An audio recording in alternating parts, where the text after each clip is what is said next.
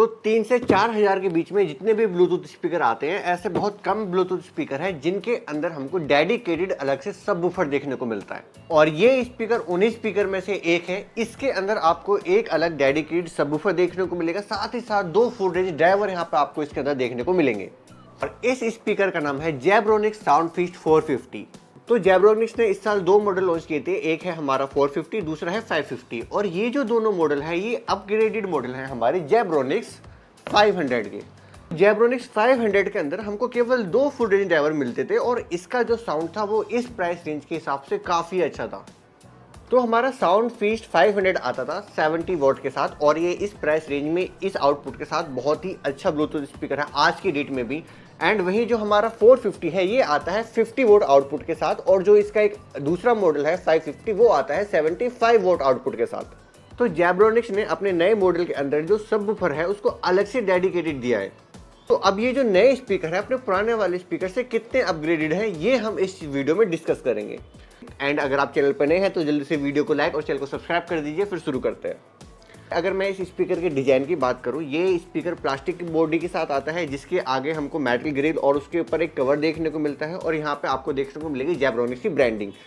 इसके अलावा इसके साइड में दिए गए हैं 2 रेडिएटर जो कि RGB लाइट के साथ आते हैं, तो ये ग्लो होते हुए काफ़ी अच्छे लगते हैं। और पीछे से आता है क्लीन लुक के साथ, जहाँ पे आपको कुछ कनेक्टिविटी ऑप्शन दिख जाएंगे।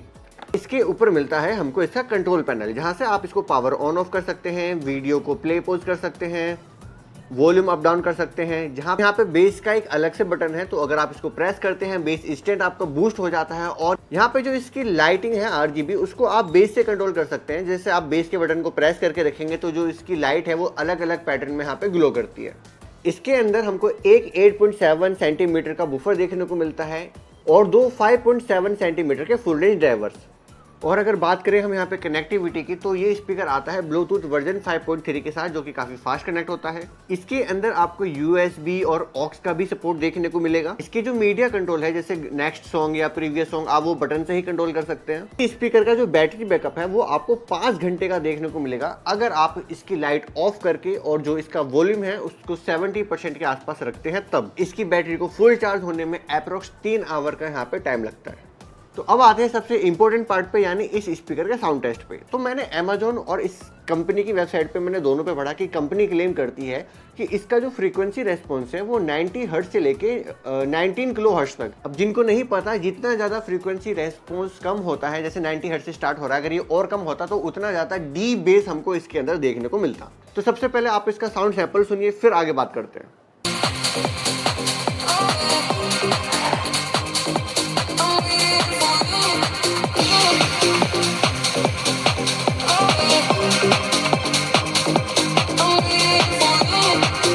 तो इस स्पीकर का जो 8.9 सेंटीमीटर का बूफर है वो नो डाउट बहुत ही अच्छा काम करता है। अब इस सब बूफर को अलग से देने का बेनिफिट क्या हुआ इस स्पीकर के मुकाबले, वो मैं आपको यहाँ पर बताता हूँ।